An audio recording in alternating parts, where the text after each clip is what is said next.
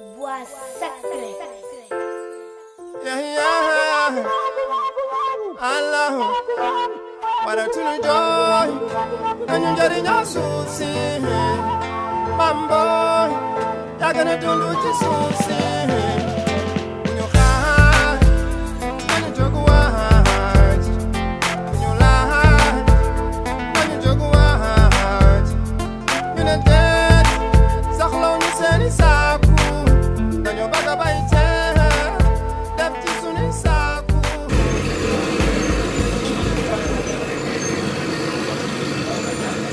J'ai travaillé depuis 81 jusqu'à 89 au Burkina Faso. Je suis à l'origine de la création de Gorom Gorom, du centre de formation de Gorom Gorom. Et aujourd'hui, on se rend compte que mondialement, l'agroécologie est en train d'être proposée comme la seule solution à l'avenir de l'humanité. Parce que ce n'est pas seulement une problématique des pays du Sud, c'est une problématique mondiale. Sauf que l'agriculture écologique, elle a une caractéristique particulière, c'est qu'elle est à la portée du plus démuni. Ça partait d'un point d'eau et ça faisait une espèce d'espace communautaire où chaque famille avait son jardin et en même temps ça permettait aux gens de collaborer, de s'entraider. Voilà, c'était un petit peu plutôt du genre collectif. Et Thomas Sankara, bien sûr, s'est intéressé à cette aventure.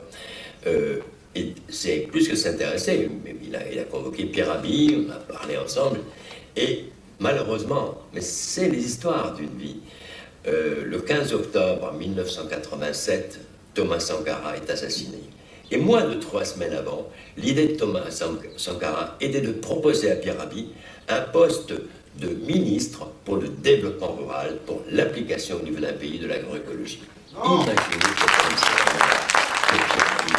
on ne serait pas là aujourd'hui à raconter la même histoire.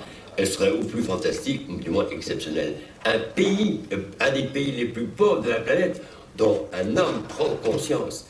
Et ce qui s'est passé avec Thomas Sankara, avec lequel que je connaissais bien, quand il a vu Pierre Rabhi la première fois, il a eu le même sentiment que moi. On s'est retrouvés la même perception en disant « Oui, c'est l'homme qu'il me faut pour mon pays ». Je suis le premier élève de Pierre Rabhi au Burkina. Son message, oui. Nous nous sommes appropriés de toutes les leçons qui s'y trouvent. Nous nous sommes fait les promoteurs de l'agroécologie au Burkina Faso depuis les années 84 au niveau du temps de Gorom jusqu'aujourd'hui. Nous sommes sur le terrain. Je viens du terrain même. J'étais le lundi, le mardi, j'étais à Kaya dans les villages pour une supervision d'activités agroécologiques. Et c'est de là-bas qu'un camarade m'a téléphoné dire qu'il y a la conférence de Pierre qui passe ce soir. Je me suis fait le devoir d'être là. Sinon, nous sommes les diffuseurs, les promoteurs de l'agroécologie et nous sommes appelés partenaires historiques de Pierre Rabhi. Gorom Gorom, bien entendu, a été une opportunité qui a donné une amplitude à quelque chose qui était limité simplement à moi, petit paysan sans frontières qui va enseigner comme ça aux uns et aux autres. Et à partir de Gorom Gorom, on pose la problématique dans son ampleur. Elle n'est plus, beaucoup plus large. Largement l'agroécologie. Voilà. Gorom Gorom était devenu une espèce de creuset de convergence d'idées, effectivement, où les uns et les autres de ces gens passionnés par ça se fécondaient les uns les autres. Et ce que je retiens l'agriculture durable, à laquelle l'environnement est respecté et l'homme aussi. Parce que Pierre Rabhi l'a si bien dit, maintenant il ne faut pas souhaiter quelqu'un bon appétit, mais bonne chance. Donc c'est pour dire qu'avec l'arrivée des OGM, ce n'est plus appétit, mais c'est pour avoir la chance. Et vraiment, le film a tout résumé parce que nous voyons qu'avec ce qui évolue dans le monde, et particulièrement au Burkina Faso, il y a la tendance de manger et mourir sans penser, bien sûr, à nos descendants. On a vu des génies qui se sont rencontrés, Sankara et Pierre Rabhi, et ils ont eu les mêmes idées, hein, produire ce que nous consommons et consommer ce que nous produisons. Et Sankara est souvent allé plus loin. Il a dit une phrase que beaucoup de gens ne reprennent pas. il faut consommer ce que nous contrôlons. Et cette phrase, elle est très, très déterminante. Aujourd'hui, beaucoup de gens ne consomment pas ce qu'ils contrôlent. Nous consommons tout ce que nous voyons dans le commerce sans savoir d'où ça vient. Même dans le pays, nous n'avons aucun système de contrôle efficient. On a vu combien d'empoisonnements et souvent certaines personnes meurent sans savoir que c'est à cause de la nourriture. Donc ça, c'est important. L'autre question, et moi je voudrais un peu taquiner nos amis de la Confédération, il y a eu cette question des OGM au Burkina. Et si Sankara était là, tout le monde sait que les OGM n'auront jamais été acceptés au Burkina. Et si Pierre Rabhi, par miracle, aurait été notre ministre de l'Agriculture pendant des années, peut-être qu'on sera loin de là. Mais pourquoi la Confédération et les autres acteurs ont laissé passer les OGM aujourd'hui, et même les paysans ont reçu des millions de subventions des Monsanto dans le cadre de leur introduction. Parce que maintenant, le niébé et les autres produits, on était sur le coton. On peut dire, bon, c'est l'habillement. C'est pas très grave, même si dans l'huile, on retrouvait le coton. Maintenant, on est dans des produits céréaliers. Comment se fait-il que le monde paysan accepte de prendre des subventions de Monsanto, tout en sachant bien que nous sommes en train de nous tuer? Effectivement, c'était un choix politique. L'admettre les OGM au Burkina Faso, c'est le gouvernement burkinabé qui a accepté cela, qui a choisi. Et nous, on ne partage pas le même point de vue. Il faut savoir que pour que la société cotonnière accepte les OGM au Burkina Faso, nous avons refusé les OGM. Mais c'est comme ce que tu l'as dit, nous avons dit comme c'est le coton, pour le moment ça va. Mais ça commence à prendre l'ampleur. Parce que c'est vrai, c'est une réalité, ça commence à prendre l'ampleur parce que c'est comme ce qu'il a si bien dit. Actuellement, il commence à faire la recherche sur le niébé et sur le maïs. Et plutôt, d'ici là, si l'État choisit encore de mettre ça dans la production, ça sera encore dans la production. Il faut savoir que ce n'est pas parce que la lutte ne va pas dans le sens d'interdire les OGM au Burkina Faso, mais c'est un choix politique. Par rapport à ce que Rabhi a dit, aujourd'hui, c'est carrément même la privatisation du vivant. C'est ce qu'on peut appeler, c'est un bâillonnement de notre souveraineté alimentaire. On ne peut pas accepter ça. Donc il est temps de se lever, d'engager des actions fortes pour dire à Monsanto que nous n'avons pas besoin de cette alimentation de la mort. Les faits sont là, ça veut dire les OGM sont là. Maintenant, qu'est-ce qu'il faut faire? Et je pense que ce qui est essentiel, c'est vraiment de fédérer les énergies, c'est de faire de telle sorte que les producteurs même sachent ce que c'est que les OGM. Parce que tant qu'on ne connaît pas quelque chose, c'est difficile de défendre son point de vue. Et je pense que, comme il l'a dit, c'est vraiment de fédérer toutes les organisations de la société civile qui partagent vraiment la même vision pour qu'il y ait une action forte au niveau du Burkina. Je pense à la campagne Cultivons pour vraiment faire bouger les choses. Tant qu'il n'y a pas l'alternance et que c'est le même gouvernant, j'ai fort peur qu'il y ait un changement d'application, d'utilisation des OGM au Burkina Faso. C'est parce que c'est eux qui ont choisi, en disant que c'est le seul recours pour satisfaire vraiment les besoins alimentaires dans le pays. Mais moi, en tout cas, je suis convaincu que ce n'est pas le moyen le plus efficient d'appliquer les OGM au Burkina Faso. Mais tant que nous arrivons à avoir vraiment l'alternance, on peut penser d'arrêter cette production des OGM dans notre pays. En 4 ans, Sankara a réussi à l'autosuffisance alimentaire. On nous a vendu du vent en disant que les OGM vont nous permettre de nous nourrir suffisamment. Or, c'est le contraire aujourd'hui, tout le monde sait bien. Avec même le coton bété, on est dans le désastre. Beaucoup de paysans ont commencé à renoncer au coton bété. Moi, dans ma région, je suis de l'Est du Burkina. Il y a une année, beaucoup de paysans se sont suicidés à cause de cette histoire. Donc, il faudrait que les paysans s'assument. Moi, je crois qu'il ne faut plus trop s'attendre. Et à la limite, il faut même forcer le politique à changer de politique. J'allais dire, on doit arriver jusqu'à la société civile de façon générale pour mener le combat. Parce qu'aujourd'hui, comme il a dit, c'est politique. Pour introduire, on passe par des voies que des fois nous-mêmes on ne maîtrise pas. C'est des intérêts, c'est du lobby. Maintenant, si des paysans quelque part refusent de faire de la production génétique, et comment ça peut être relié au niveau dans les villes par les consommateurs. Nous n'avons pas besoin de tels produits. En ce moment, il peut y avoir un recul. Sinon, à mon avis, laisser le combat seul aux producteurs, je pense que ça va être difficile. Nos États, nos gouvernants, des fois, ils savent qu'il y a des problèmes, mais quand ils vont aller se buter au mur, en ce moment, on revient dire que ça ne va pas. Je pense que mon ami l'a dit, hein, c'est où ça a été aussi dit dans le film, chacun fait sa part. Je pense que si on laisse produire, c'est une question qui ne concerne que les paysans. Alors que si eux produisent, ça arrive dans notre assiette. Concernant le questionnement si les OGM, c'est que ça contamine même, c'est ça le problème. Ça fait partie du coton à d'autres, que ce soit des niébés, ça contamine, c'est contaminant. Ça prend même si des kilomètres parfois. Donc il faut que tout le monde s'y intéresse. C'est pas la question sur des paysans, on va s'asseoir pour si les paysans prennent du coton BT, s'ils l'ont voulu. Non, il faut qu'on fasse aussi du lobby. Parce que comme le monde a dit, c'est une question carrément politique, purement politique, mais je dirais. Ça a été une orientation politique. La politique, bon, c'est la politique du code du moment. Mais on peut influencer. Je pense qu'il y a des pays, que ce soit en France, même c'est mis dans le moratoire, que ce soit au Bénin aussi. C'est un moratoire qu'on a signé. On dit qu'on entend de voir, est-ce que réellement il n'y a pas de conséquences. Au Burkina, je ne pense même pas qu'il y a des études pour voir même s'il y a des conséquences.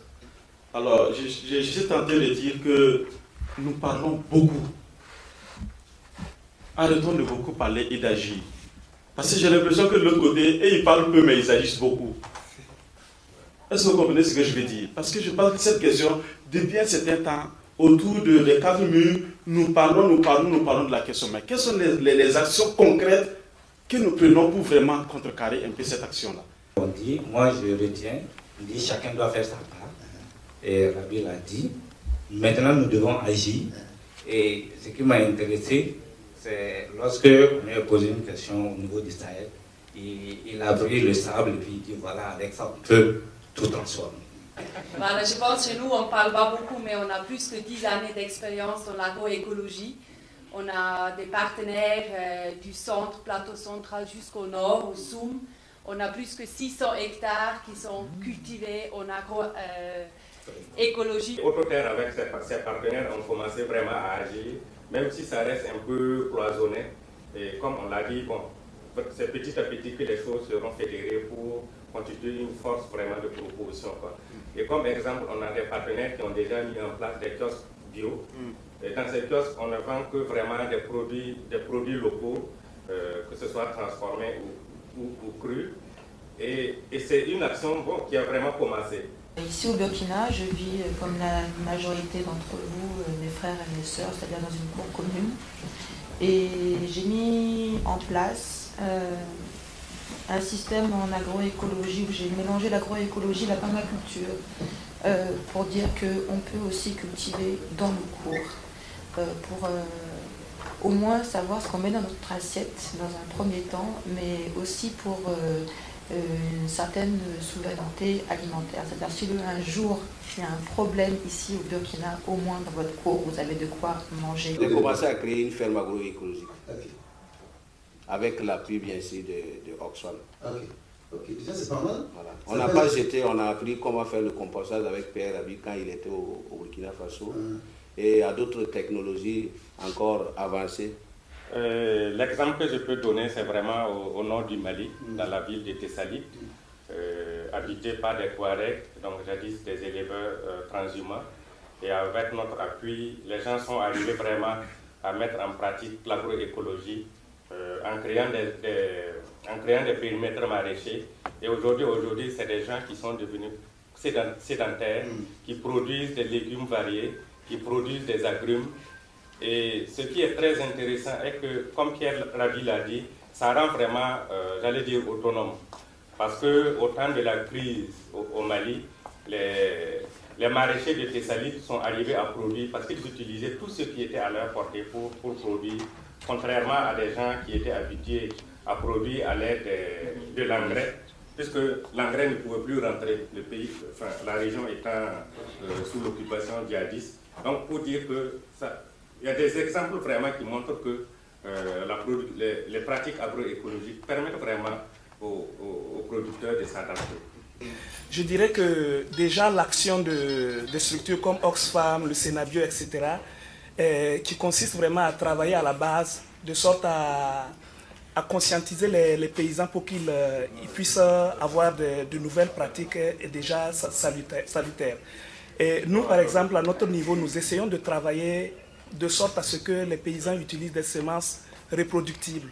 Parce qu'il est inconcevable que depuis des années, le producteur qui est un acteur autonome, c'est peut-être d'ailleurs le plus autonome de tous, parce qu'il arrive à produire, à conserver ses semences et les reproduire. Et curieusement, aujourd'hui, à chaque année, on entend qu'il y a des milliards que l'État met dans les semences et cela se reproduit à chaque fois. Ça doit nous amener à réfléchir et à pousser nos paysans à travailler avec des semences reproductibles. Le pouvoir n'est pas entre les mains de ceux que l'on croit, mais le pouvoir est entre nos mains à tous. Et effectivement, on est tous des petits colibris. Et c'est en arrêtant de consommer des produits qui sont néfastes pour la santé. C'est-à-dire que quand vous voyez maintenant, tous les kiosques sont remplis de produits qui sont raffinés, transformés, qui viennent de l'industrie. Les laits en poudre, je sais pas quoi, les huiles qui sont très très mauvaises pour la santé, etc. etc. C'est à nous de dire non.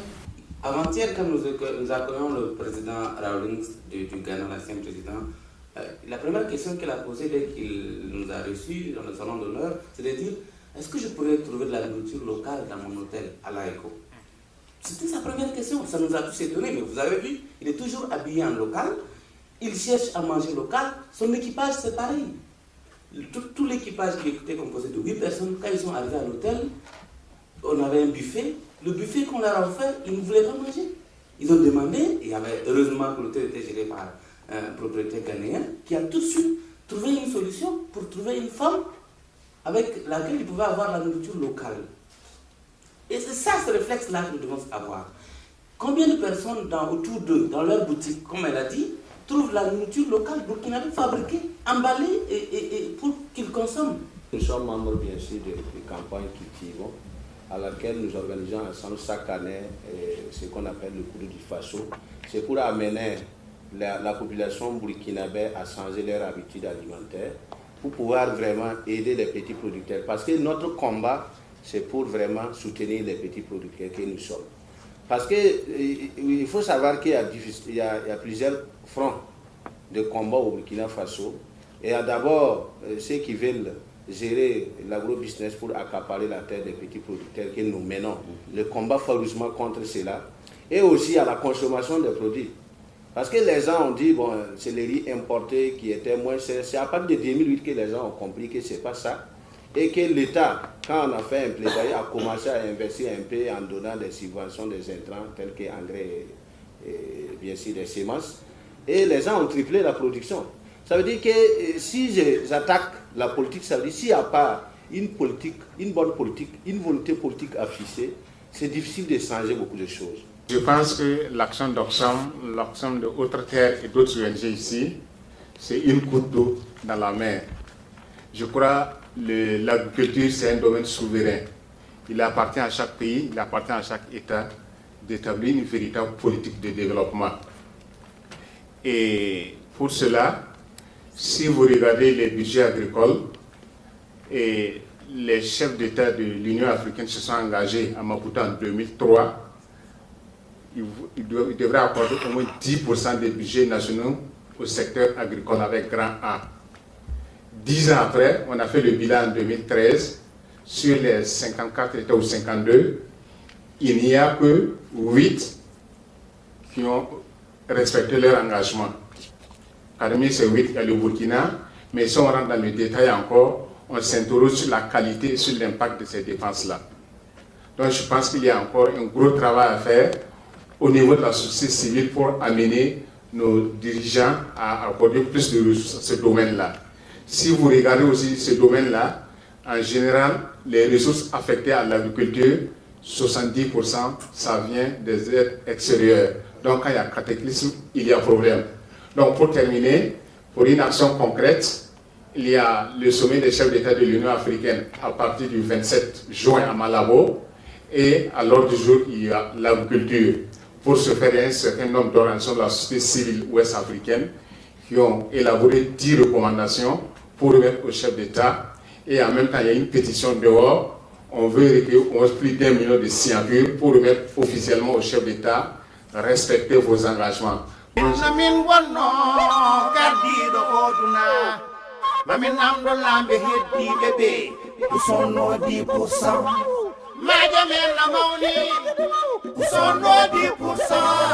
Sagata